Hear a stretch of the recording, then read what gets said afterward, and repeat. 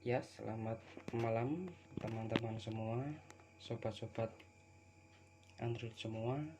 Di sini saya ingin memberikan tutorial atau sedikit review mengenai Asus Zenfone Max Pro M2, terutama dalam kustomisasi atau custom ROM.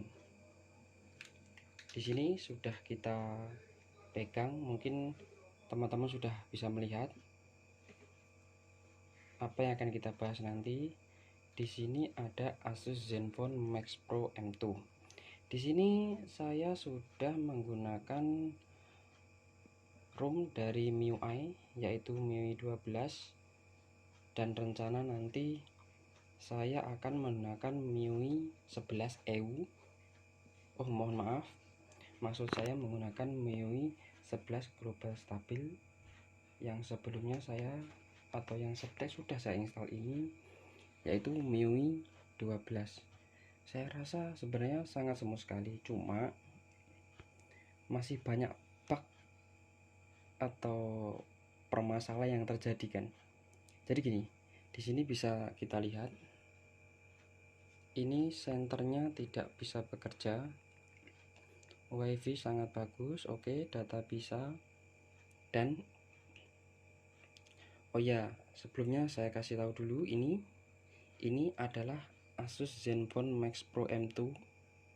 Bisa kita lihat Asus X01BD itu adalah Asus Zenfone Max Pro M2. Di sini saya akan menggunakan ROM MIUI 11. Kita persiapkan bahannya dulu. Dan syarat utama yaitu sudah UBL atau unlock bootloader dan sudah terinstall TWRP.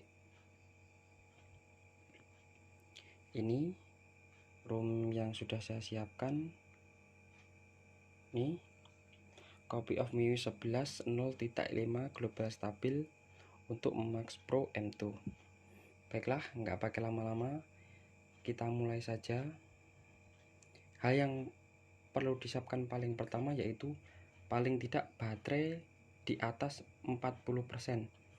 Kalau bisa sebenarnya sih di atas 50%, tapi nggak apa-apa, karena yang penting kita hati-hati dan teliti untuk mengurangi resiko terjadinya bootloop kan ya. Oke, kita mulai. Kita matikan dulu, atau bisa kita reboot.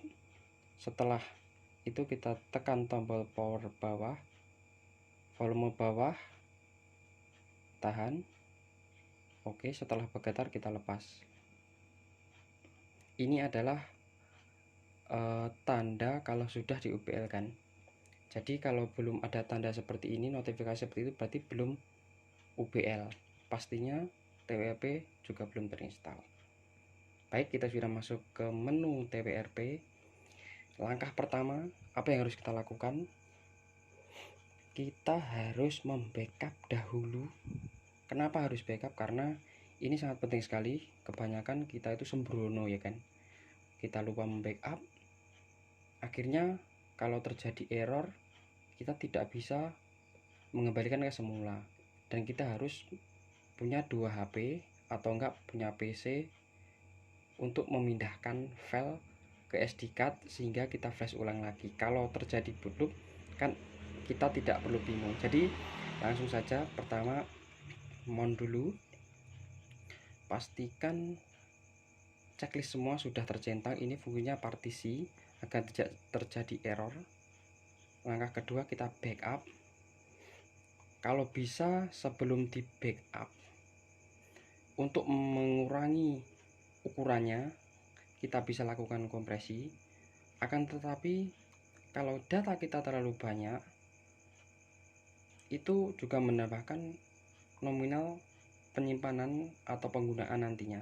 Jadi seperti ini, kita web dulu, advance web, jangan web advance web, kita gunakan Swipe Factory Reset saja, kemudian kita backup. Kebetulan saya sudah melakukan backup, jadi saya tidak perlu backup lagi. Kita langsung saja Kita checklist semua mon sistemnya, kemudian kita wipe, kita swipe factory reset. Oke. Setelah kita factory reset, kita back, advanced wipe, Dalvik cache data.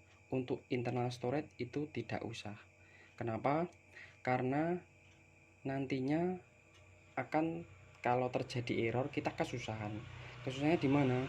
Internal sudah hangus semua dan beresiko nanti TWRP recovery juga hilang. Mending tidak usah centang sistem vendor. Oke. Kalau sudah semua, kita swipe. Oke, sudah pulih. Kemudian kalau bisa kita lakukan reboot untuk menjaga-jaga. Reboot recovery. Ini sudah tidak ada OS yang terinstall, kemudian kita reboot ke recovery dulu biar lebih fresh untuk mencegah terjadinya error saat penginstalan custom ROM. Bisa dipahami? Kita tunggu sebentar.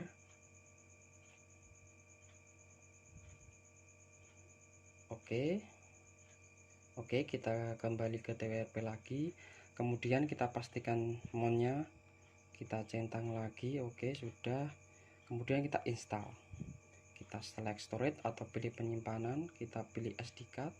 Oke, kemudian kita install yang ROM yang sudah kita persiapkan tadi.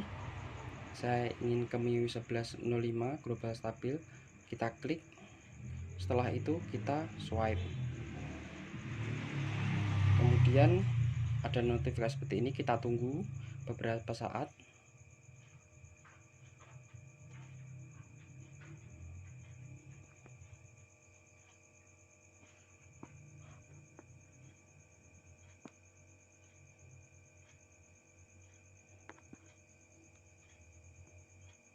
Kenapa teman-teman kita harus berhati-hati?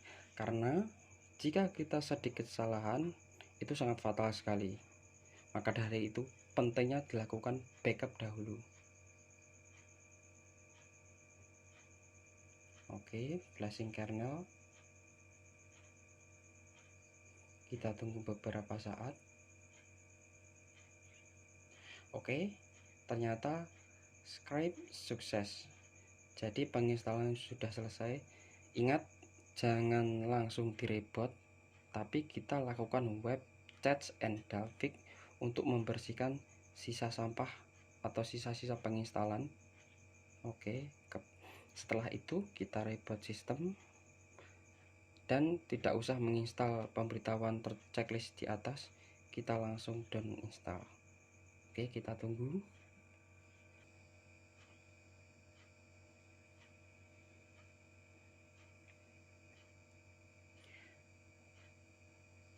Kita sudah melewati splasher dan sekarang kita sudah masuk ke boot.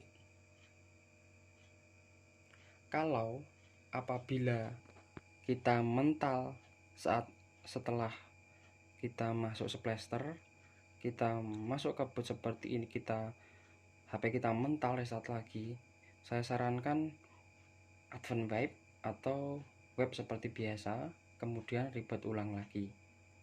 Biasanya kebanyakan setelah kita penginstalan atau versi Android OS sebelumnya itu tidak kompatibel dengan ROM yang sekarang kita install. Itu bisa terjadi belum. Di video selanjutnya nanti saya juga akan memberikan tutorial jika kita melakukan penginstalan gagal. Ada salah satu cara, yaitu kita mengedit update scripper. Jadi nanti kita bisa upload atau saya upload ke video selanjutnya. Baiklah, kita sudah masuk ke menu, berarti penginstalan kita berhasil, teman-teman. Oke, kita lihat ternyata sudah include bahasa Indonesia. Jadi buat teman-teman atau agan-agan yang bingung menggunakan custom ROM, yang defaultnya United Kingdom atau bahasa Inggris, kita bisa menggunakan bahasa Indonesia. Oke, kita selesaikan tahap selanjutnya. Saya atur dulu, lewati. Oke, kita tunggu. Oke, kita tunggu sebentar.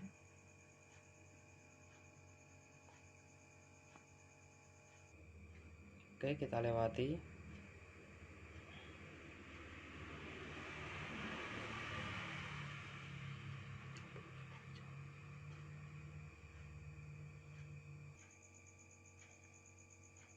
Oke, kita lewati. Kali tahap ini kita bisa lewati semua. Oke, pengaturan selesai. Oke, kita berhasil. Mungkin itu saja yang bisa saya sampaikan pada teman-teman dan akan semua berfungsi dengan baik. Oke,